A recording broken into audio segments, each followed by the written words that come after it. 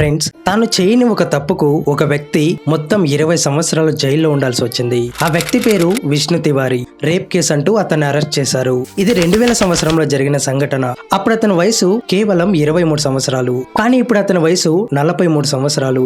ఇప్పుడు కోర్టు చెప్పింది ఏంటంటే అతనిపై ఎలాంటి తప్పు లేదు, అతను పూర్తిగా నిర్దోషని. ఒక్కసారి ఆలోచించండి, ఒకటి కాదు రెండు కాదు, ఒక మనిషి జీవితంలో మొత్తం 20 సంవత్సరాలు పోయాయి. ఈ 20 సంవత్సరాల్లో అతను కోల్పోయింది ఏంటో తెలుసా? తల్లిదండ్రులు చనిపోయారు, ఉద్యోగం లేదు, భవిష్యత్తు లేదు. ఒక మనిషి మొత్తం జీవితం నాశనం అయిపోయింది. ఈ అన్యాయానికి ఎవరు బాధ్యత వహిస్తారు? తాను చేయని తప్పుకు ఒక వ్యక్తిని 20 సంవత్సరాలు జైల్లో పెట్టడం ఎంతవరకు సరైనది? అందుకే అంటారు justice delayed is justice denied. ఎందుకంటే ఒక మనిషి జీవితంలో అత్యంత విలువైన కాలం 20 నుంచి 40 ఏళ్ల మధ్య. అదే అతని ప్రైమ్ లైఫ్. అదే వయసులో కలలుంటాయి, బాధ్యతలుంటాయి, కుటుంబం ఏర్పడుతుంది, జీవితం ముందుకు సాగుతుంది. కానీ ఆ మొత్తం దశను పూర్తిగా నాశనం చేశారు. తప్పు చేసిన వాడికి ఖచ్చితంగా శిక్ష పడాలి, కానీ తప్పు చేయని వ్యక్తిని బలిపశువుని చేసి ఇలా ఒక జీవితాన్ని నాశనం చేయడం సరైనదేనా?